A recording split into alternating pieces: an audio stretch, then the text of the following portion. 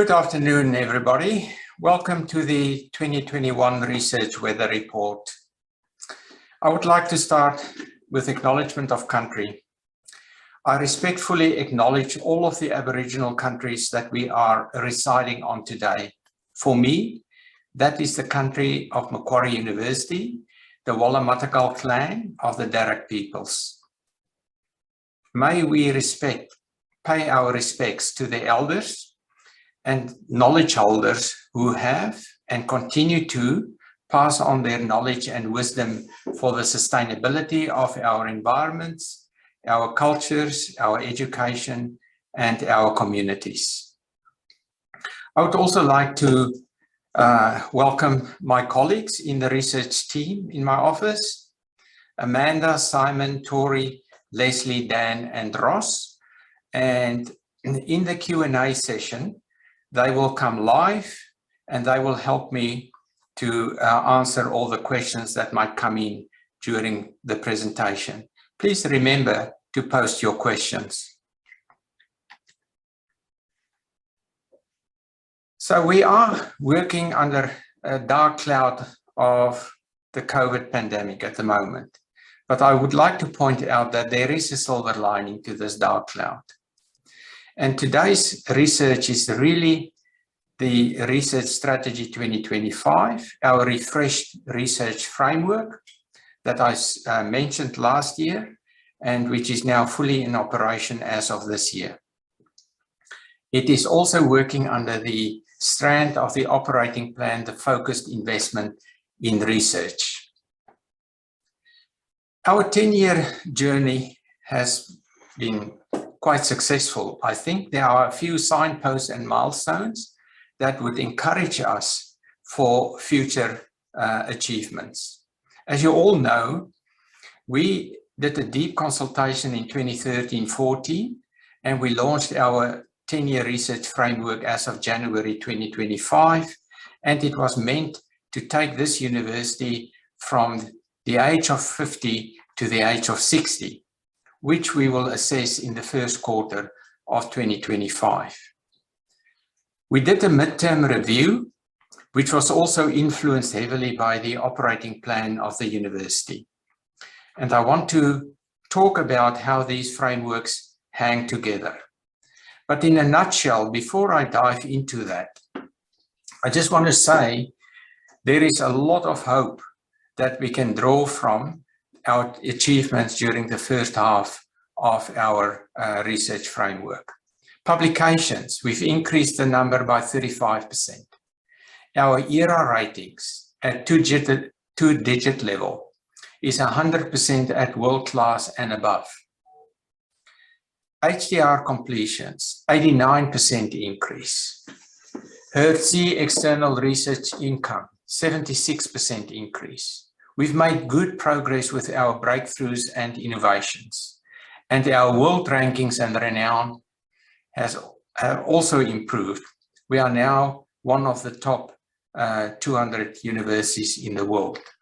This is a remarkable achievement, and I want to thank everybody, our academic staff, our professional staff, our students, for helping us to achieve this. We have set ourselves up for an upward trajectory towards Macquarie at 60 when we do our assessment of our achievements in the next few years. Before I start with our research framework, I need to clarify a few things in the first instance. Often universities tend to work with a financial currency. This is largely, not exclusively, but largely based on the assumption that all of the income is generated by student fees. And then some people in some universities, they regard research as the reputational currency. Now, I want to point out that research and learning and teaching are joined by the hip, at the hip. Learning and teaching, yes, bring in the financial currency. And yes, research and innovation brings in most, not exclusively so, but our reputational currency. If the exchange rate between these two currencies are not well understood in a university, those universities often find themselves in troubled water, because it's only if these two gears operate together where we can generate renown that will in turn attract the staff and students. That's our exchange rate. So when we look at research, discovery and innovation here, we look at income, HCR completions, HCR experience, publication citations, excellence ratings, impact assessments, and global rankings. But on education and employability, equally important is our curriculum architecture, our student experience, student recruitment, the student retention rates, the student satisfaction rates, student employability, global rankings. These two things hang together in order to make us whole, to make this university not only financially healthy, but also academically excellent. To put differently, these two things need to operate very closely together. And I hope we can achieve this, where we don't only value one side of the equation or the other side. These two enterprises of the university should be joined and synchronized as much as we can. Only then will this university excel academically and will be financially sustainable. This is the recipe.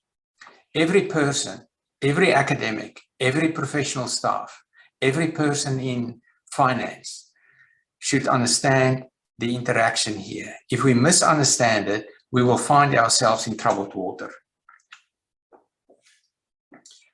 Now, here are our 4 faculties, containing our schools, departments, institutes, and research centers. This is very important that we are working together as a whole, as one university, and not as sets of mini universities on our own. I think we have an exceptional cohort of executive deans, and we have a culture across Macquarie where we do work very well together. And I want to elaborate on this aspect a little bit further in the presentation. Also, just to show that we don't come up with these things in an ad hoc way and pluck things out of thin air. It's all about how do we set up the university and then set up the different parts of the university so that we can be synchronized and work together as a whole.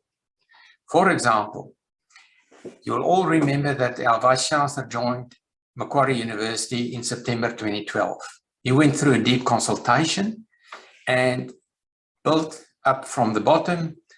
It was all about learning and teaching, transformative learning in a research-enriched environment. The second pillar was accelerate our impactful discovery. What should our nature and size be at this university? Do we do enough with the innovation nexus, especially with a focus on Macquarie Innovation District, Macquarie Park?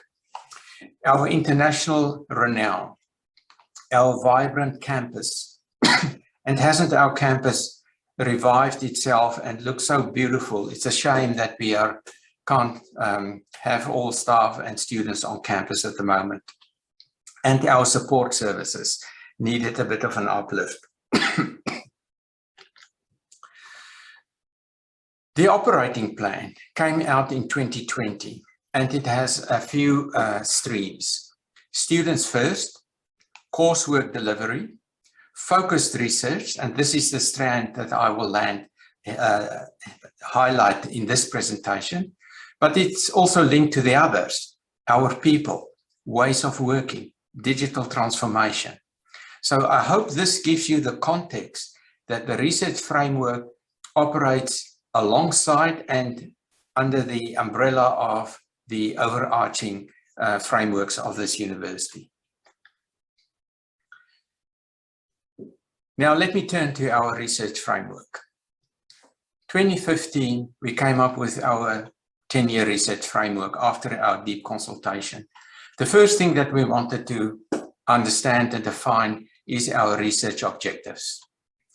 Now, we have 4 large, at a high level, objectives: to accelerate our performance of world-leading research, to prepare world-ready HCR candidates, to engage as a world-recognized collaborator of choice where people can trust us, to deliver research with world-changing impact.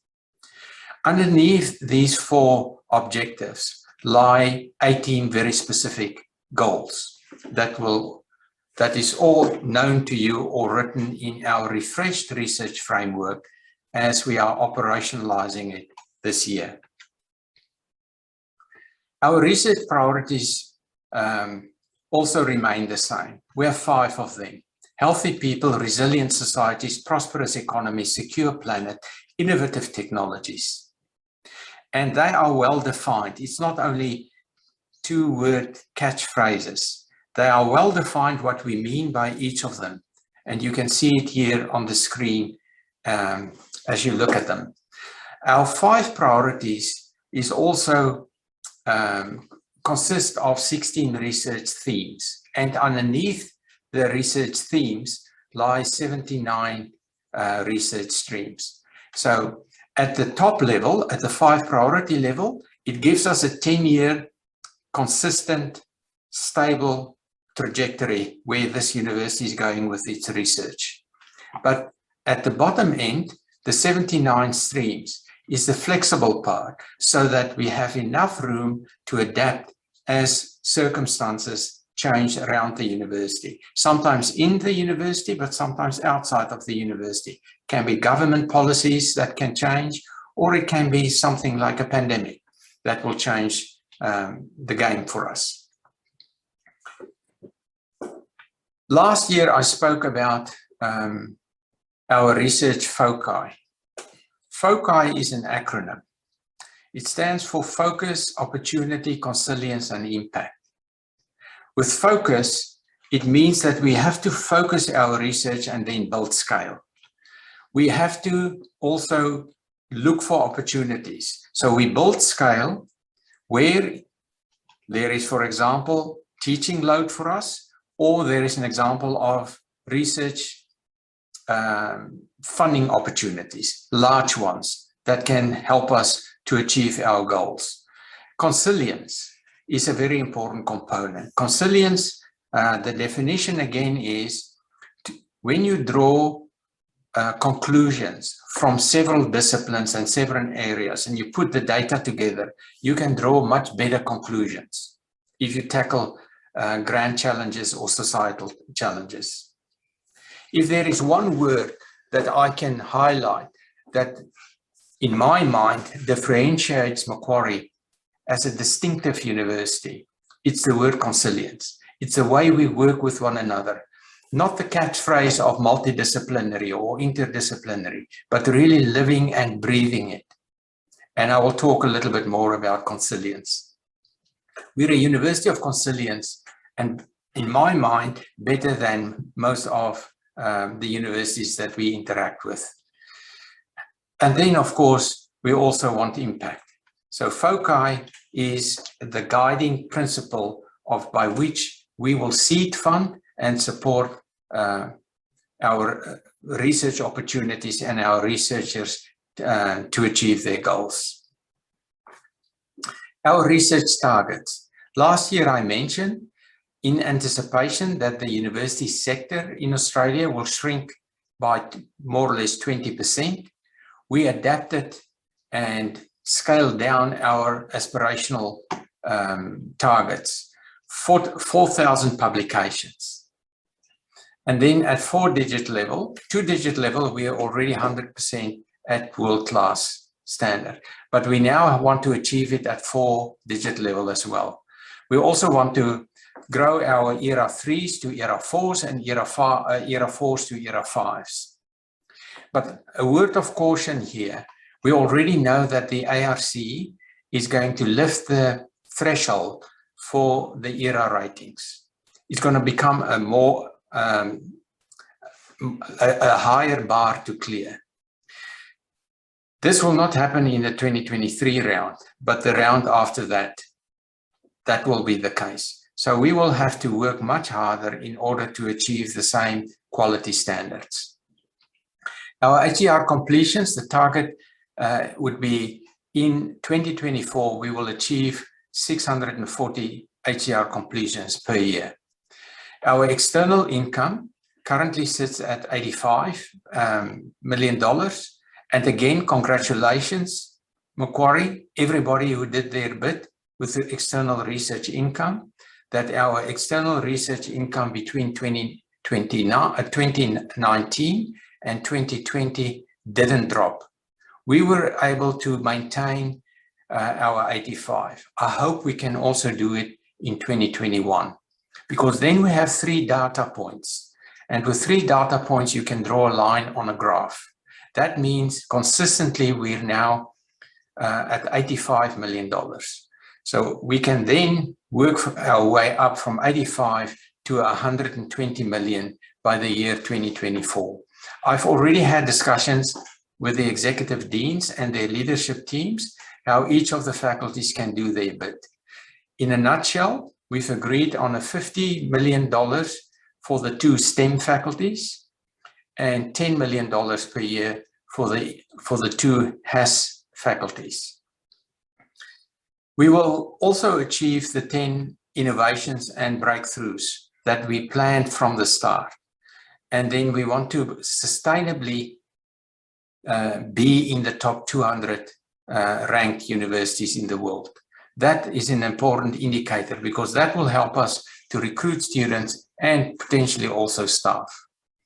So you'll see that we did decrease the quantifiable numbers, but we didn't compromise our quality standards. They remain the same. So the ERA ratings, the global rankings, and the innovations are the same. We did downgrade our HER completions, publications, and HER and HERTZ income. Now, if we focus on foci, we have to look at big initiatives. So I want to share with you now a few ones, and I've only highlighted some of them. IRC Centers of Excellence are big programs. CRCs, MRFFs, spin-out companies. These are big initiatives. Of course, there are others as well. I'm only highlighting this. And I want to walk you through a few of these big initiatives that we've achieved and were announced or commenced this year. And then I will also share with you those that are in the pipeline that we have submitted this year, but with no outcome yet. So let's go for the ones that the ones that were delivered this year. And I've highlighted them here in black. Synthetic biology, smart grid, digital finance, and then our MRFFs. Now, our synthetic IRC Center of Excellence in Synthetic Biology really started back in 2013. And I mentioned this just to show what a long campaign and a sustained campaign it requires if you want to position yourself in order to achieve IRC Center of Excellence in the year 2020 or 2021, in our case, when it really commenced. We signed up in a consortium consisting of 9 laboratories in 5 countries. We were the only university in Australia that participated in this. We received seed funding externally of about $4 million to help us build synthetic chromosomes. Now that helped us to achieve an IRC Center of Excellence in Synthetic Biology directed by Professor Ian Paulson. And of course, it's much more than a yeast project now. As you can see, there are several areas that are targeted in the Center of Excellence where we can have an impact. And the size of this is, and the IRC contribution of $35 million over 7 years. But in total, the investment of, for example, industry partners, That's a $62 million award. And roughly speaking, just over $22 million of that $62 million will come to Macquarie. Now that's a big thing, and we have high hopes that we will achieve the successes and the goals that we've planned for. The other one that came out of the blue was a CRC which is called Smartcrete. Smartcrete has to do with concrete and building, and it came out of the School of Earth Sciences and Environmental Sciences and the School of Engineering.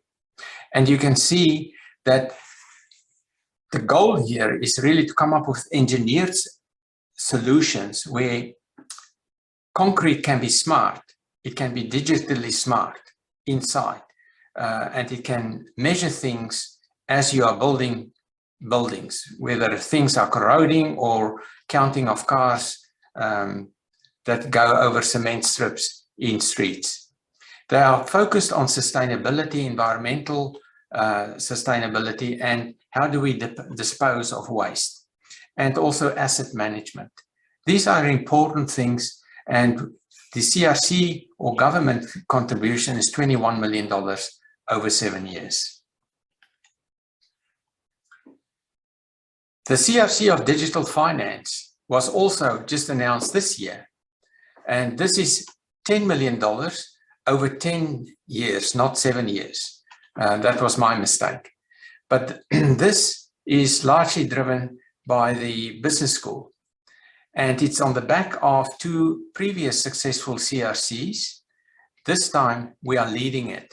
The previous one was the CRC for capital markets, and then the CRC for digital health that is still running. And then the same group commenced a new CRC application, and it turned out very well for us with this CRC for digital finance, where it has to do with transactional registries, trading and transactions is a big part of it, and then the commoditization of marketplaces. So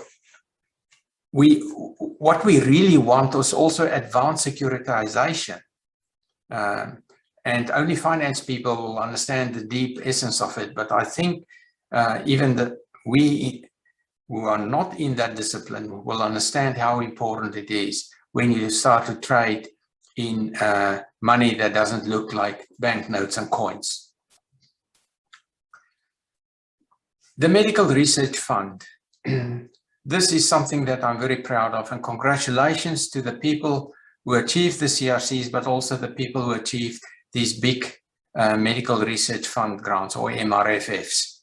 We achieved one in dementia and aged care, hearing and vision support to improve quality for people living with dementia and residential aged care. Back pain, determining the impact of a new primary care model for low back pain, a cluster randomized trial. And then in cancer, where we talk about integrated multimodal precision liquid biopsy to enhance melanoma and lung cancer treatment. These are short words and don't do justice to what these 3 programs really are about. But I congratulate all of the winners, and there are many people participating in that. Kath McMahon, for example, was one of the leading lights here, but also with other people. The AIHI, Jeffrey Braithwaite, Joanna Westbrook, they are people who helped us to absolutely understand how the MRFFs work. And I'm so glad that we have one in this area where Macquarie has specific expertise. And you can see that it's substantial grants that we've received. Now let me come to the ones that we haven't delivered yet, but we have high hopes for. If you don't have a line in the water, you can't catch a fish. Now let me go through a few lines that we have in the water, things that we have submitted this year. For Centers of Excellence, we have 4 of them that we've submitted. It's a massive job. and I'll go through them. With CRCs is another one.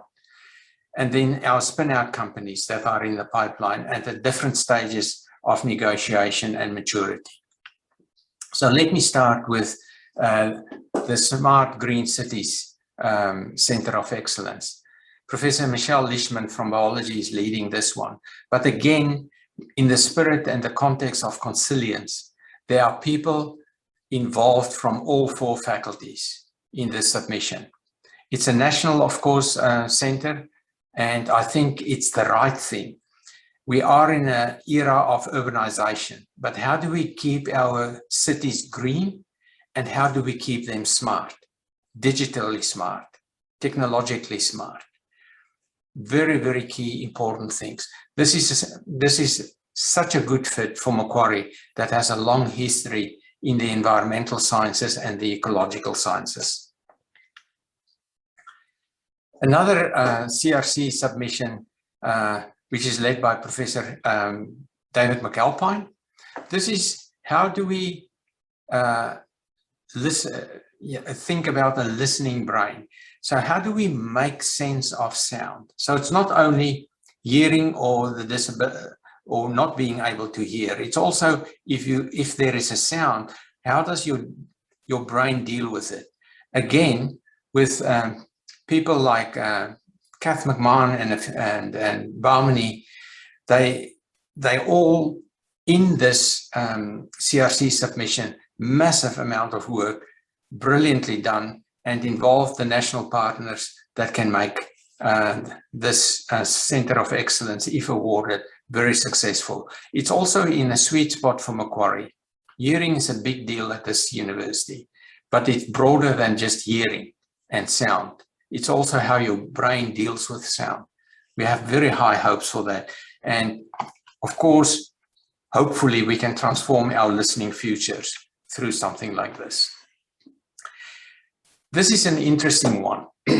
This has to do with the title of this CRC submission, IRC submission, is Machines That Learn with Humans. This is led by another university, but Macquarie will be a substantial and a significant node in here. And the 2 node leaders at Macquarie are Professor Andrew Barron from biology and Professor Emily Cross from psychological sciences. They have, as you can see, they focus on neural cognitive mechanisms of the thought and intuition, intelligence through embodiment and interaction, and human and machine sensing. Basically, how can machines learn with humans? That machines and artificial intelligence and those things don't become a threat for society in future, but how can we work with these machines, and how can those machines work with us?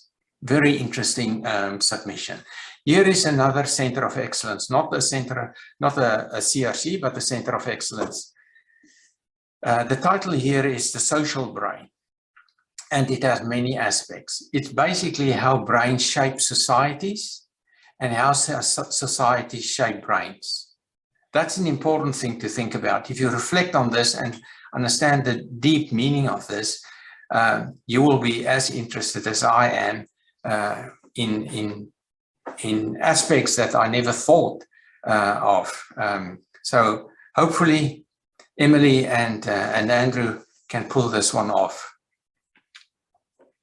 Here is a Macquarie-led CRC. It's led from the Department of Computing by Professor Tao Gu and Professor Michael Sheng. So this came about because if you look at the supply chain here of a CRC, from raw materials to suppliers to manufacturers, warehouse, distribution, customers. Like what COVID showed us, we have an enormous problem in Australia with manufacturing. This is where our supply chain broke down this year. So we have exposed a fragile point, and it's for this reason why the timing of the CRC application is absolutely critical. And I also want to highlight that technology such as the Internet of Things, artificial intelligence, blockchain, supply chain management. These are inputs that will help us accelerate the digital transformation and improving inventory management. We want to improve also risk management and increasing flexibility. If things such as a pandemic strikes again, will we be in a better position to have the medical supplies, to have the medical devices, the pharmaceuticals, the personal protection equipment? These are critical things. And I am hoping that the referees that will look at this proposal will understand the criticality of the submission, but also the timing and the need for this in Australia.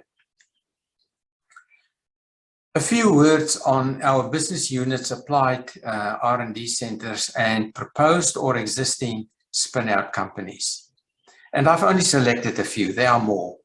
But in this slide, I want to focus, how do we start with ideas, do the research, do the development, the R&D part of it, and even bring them to commercialization or innovation and impact.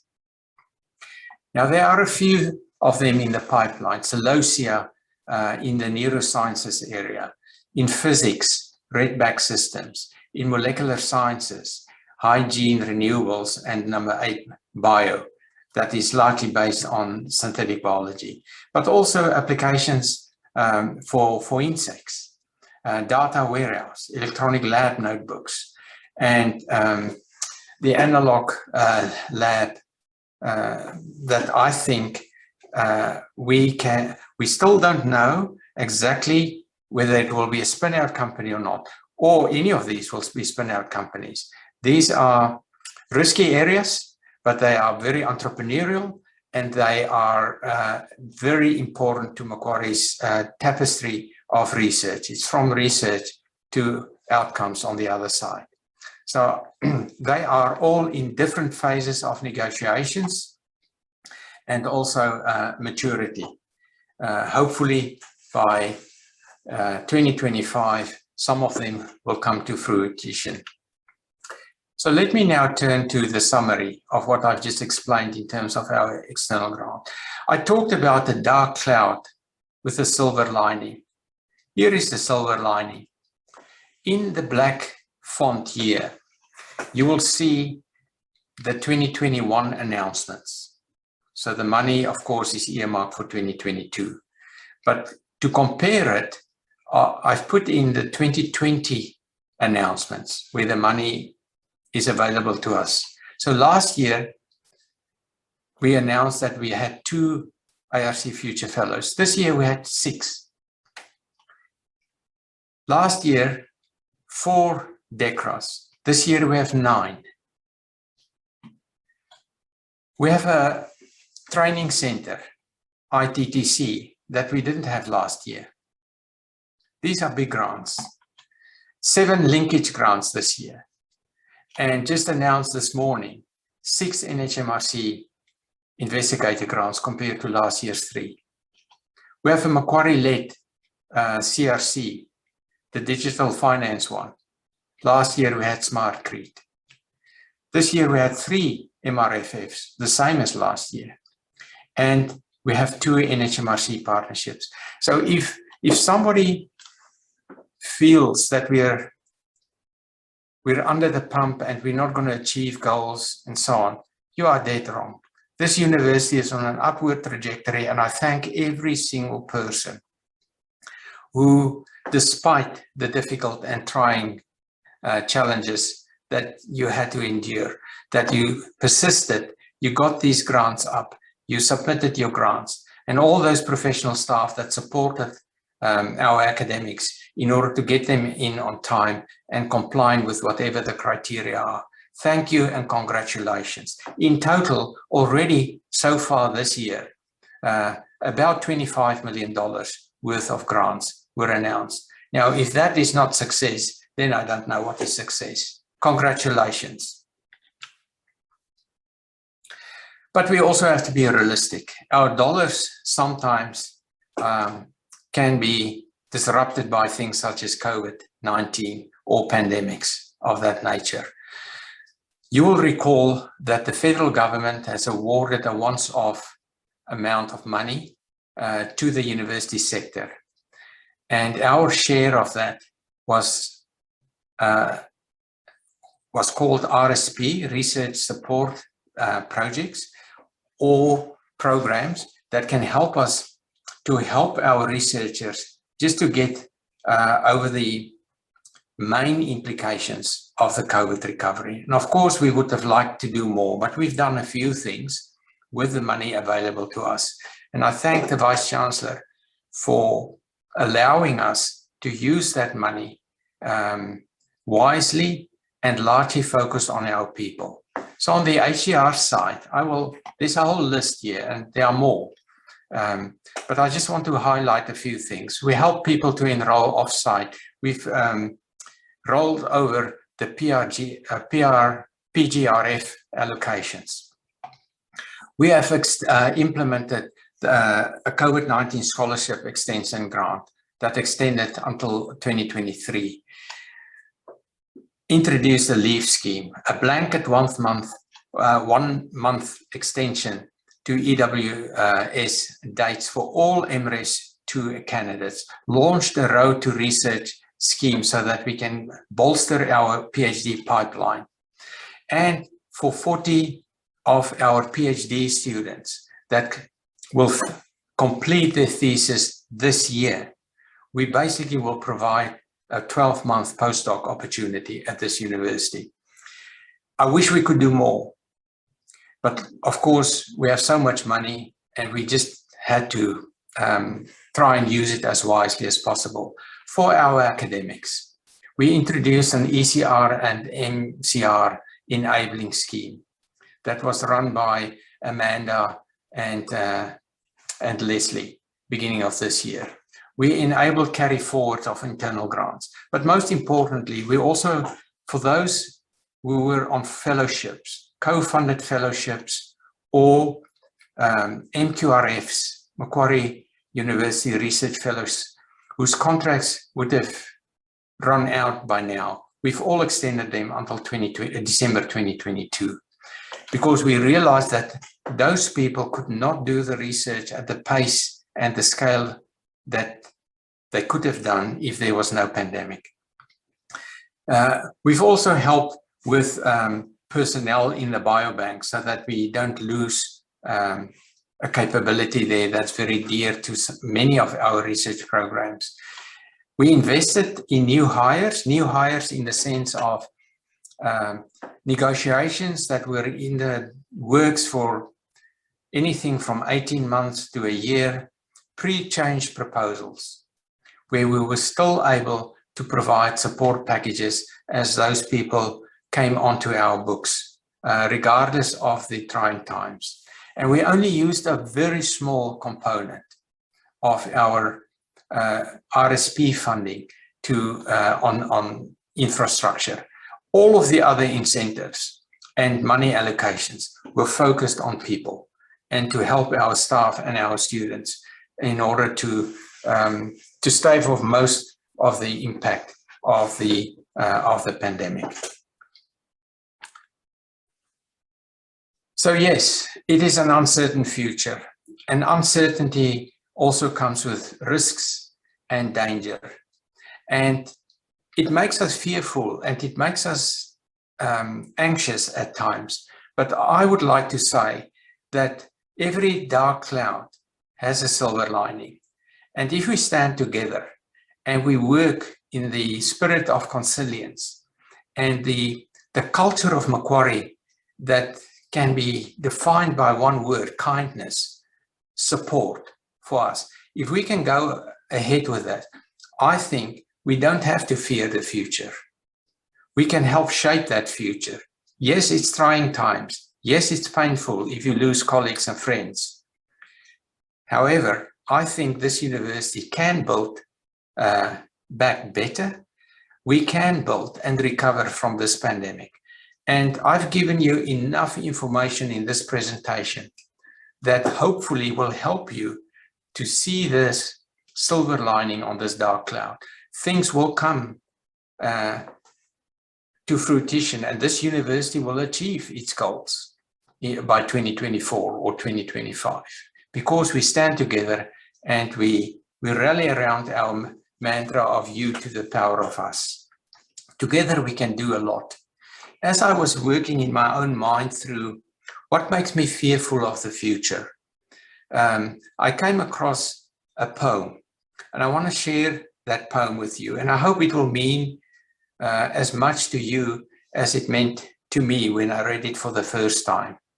It's written by Kahlil Gibran, and there's a voiceover, and I'll just let it play, and hopefully you will enjoy it and draw strength from a poem like this. It just shows you not everybody, we're not alone when we deal with uncertainty and when we're fearful, but we have to keep our excitement and our kindness and our mutual support for one another.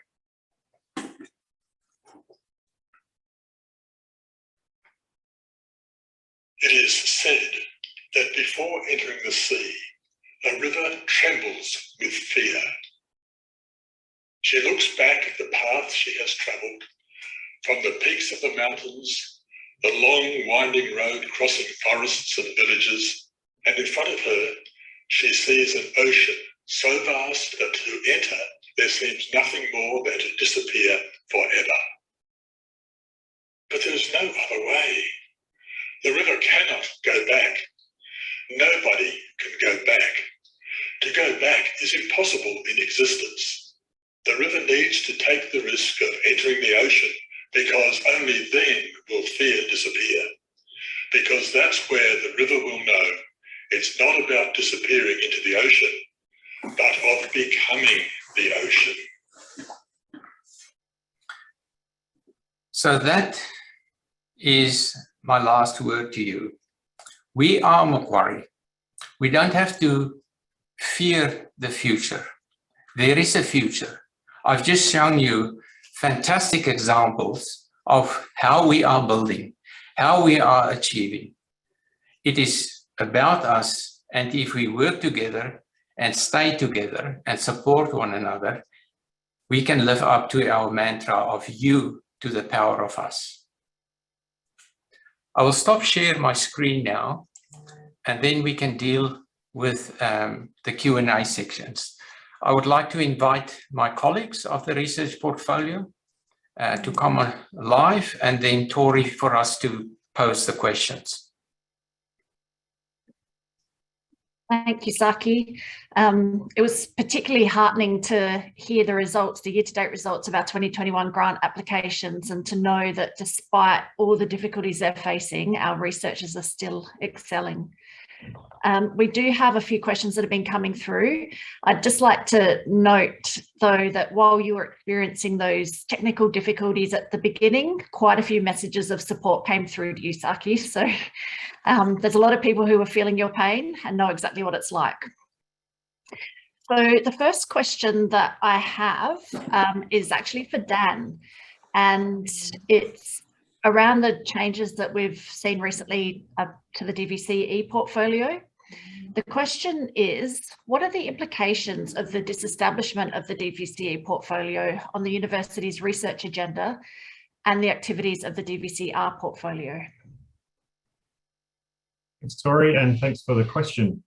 So yes, in the last few weeks, we have seen a lot of changes, more change, building upon change, I suppose, for the university, where portfolio areas that were previously within the DVCE portfolio are now distributed elsewhere across the university. And as part of that, the DVCR portfolio will pick up the functions of corporate engagement, the incubator, and allied project areas.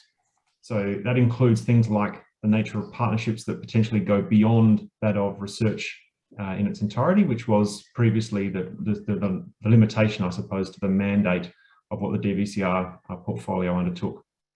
So in practice, what that means is that the change that I had been previously working through, together with many of the colleagues on the screen and others, to create the research innovation portfolio, now sees that vision expanded even further. So rather than simply integrating our research partnership offering with our tech transfer and commercialization offering, we're now able to go a little broader in the nature of the partnerships that we build. So we can start in a bigger way dealing with corporates and other partners, NGOs, governments, and work across the spectrum of the ways in which they might wish to partner with us, including research, but not exclusive to it.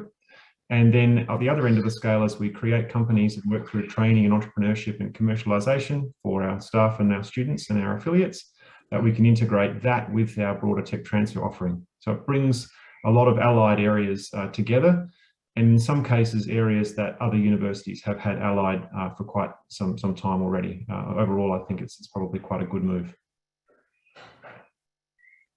Thank you, Dan. Ross, the next question that's come in is for you. It says the university is going through a lot of different change processes at the moment. Another one will be the research support PST, which will be due later this year. How will this improve the support that's provided to researchers? Thanks, Tori, and that's a very good question. I think it's fair to say that we don't have the specifics at this stage in the process, but just to provide a brief update on where we're at. The research support PST is currently in the planning and design phase, with the expectation that a change paper will be released within the next couple of months. And needless to say, on the back of extensive consultation with researchers and research support teams, the conversation continues with research leaders and faculty management teams to really take a principles-led approach to identify those activities that can be prioritised to ensure the best support for Macquarie's researchers to continue the trends that Sakkie has shown in his slides. And whilst we're still working through the details, I think it's fair to say that the areas of focus will include providing structures and supports to continue to engender a culture of responsible research, to look forward into the next few years to continue to build pipelines of research potential as we get to the point of having applications going in to provide support to maximise the chances of success in securing funding, to build an efficient, consistent support in the administration of all research projects, and picking up on a key theme through Sakkie's presentation, to make sure we have in place the mechanisms to facilitate connections and consilience across the university, and to ensure that we optimise the use of our data and facilities. So there'll certainly be some more detailed updates coming soon, but that's the general direction of travel at the moment.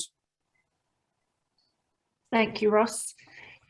Looking at the questions that have come in, one's coming from someone in the Macquarie Business School, and I think it's about a Macquarie Business scheme. So I will pass that on to the relevant ADR. Hop another question in if I've got that wrong and you'd like it answered here. There's a question also asking about the gender breakdown of the successful grants and commercialisation projects. I don't think we have that to hand, but we can definitely look into that. And that's from a member of RRTC. So perhaps we can look to report that at RRTC and then it can be included in those minutes. The next question, Simon, is one for you. Do you have any updates on the Graduate Research Academy and in particular on industry-linked graduate research programs? Thanks, Tori, and thanks, Mark. That's a very good question and a very timely question. We launched the Graduate Research Academy just over 3 weeks ago, and we're in the process currently of filling all of the roles within the new structure. Now, within that new structure, we've got a strategic programs function, and we recently appointed a new strategic programs manager, and within that function, we'll be very much focused on building our international engagement, building internship schemes to support graduate employability, and also really building our sort of international partnerships at scale and at quality. I think one of the key goals with the Graduate Research Academy is building opportunities for graduate researchers to engage with industry, and that in part will be through building a Macquarie industry PhD, and part of the task there is to define what that looks like, and to have a model that we can go to industry with externally in collaboration with Dan's team, to engage with industry and to be presenting, a range of options for them for engaging with us and supporting our HDR programs. So we think there's real opportunity there, but there's work to be done in terms of, identifying what the Macquarie offer is. And as soon as our strategic programs manager is in place, that work will very definitely commence. I think the other aspect that we're really going to focus on over the next 12 months is building a Macquarie internship scheme.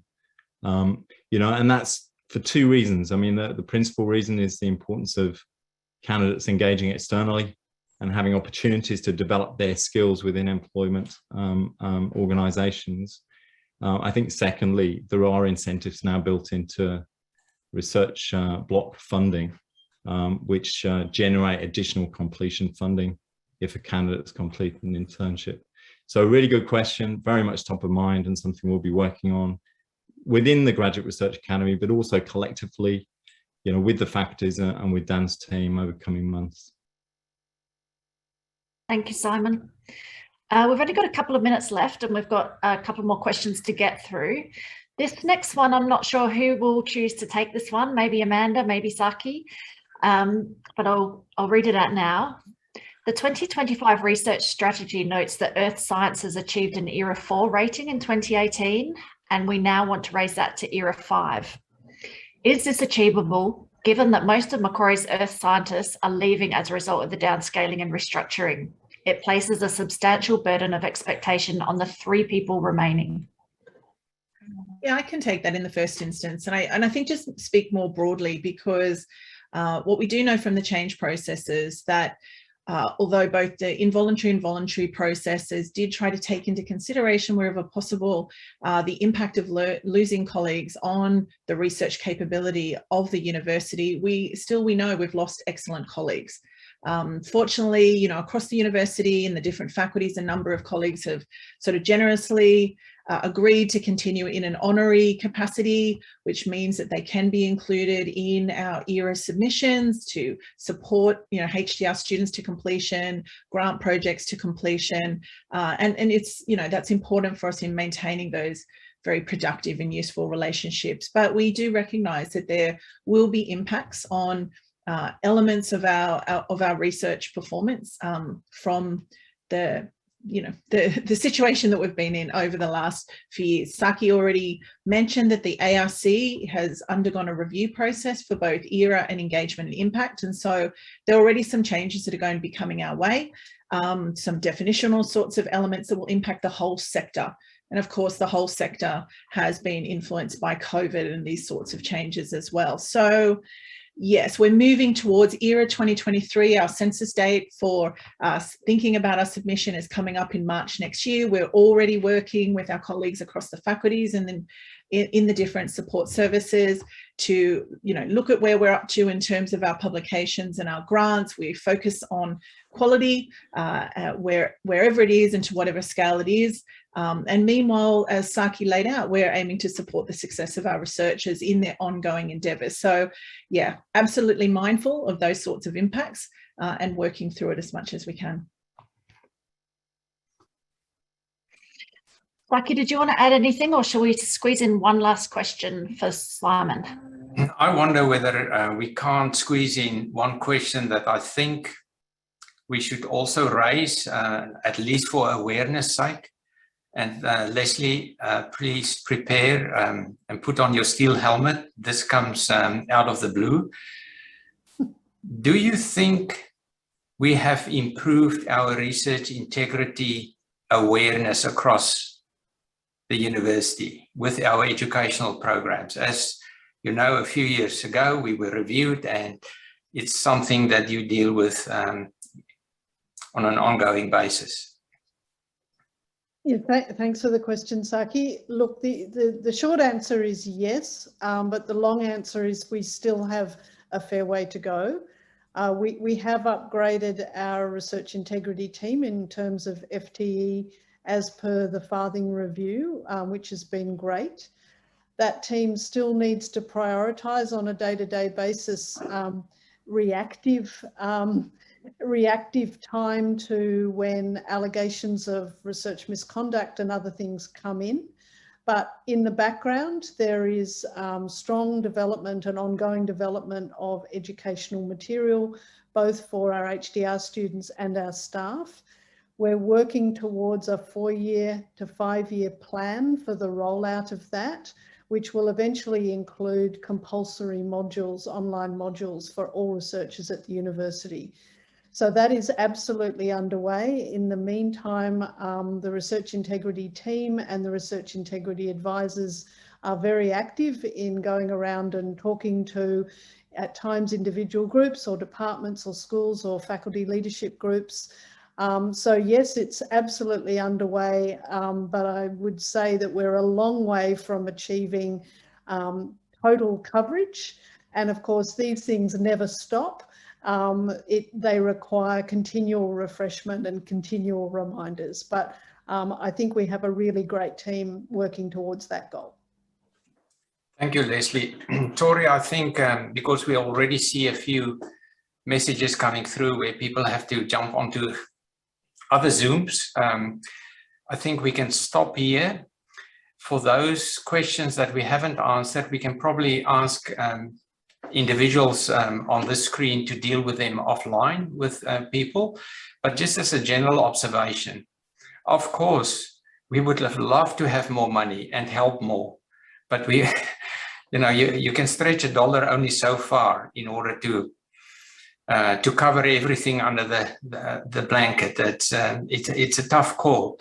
I wish we could do more, but again, I would like to thank you for joining us today and for working hard and keeping Macquarie's culture whole.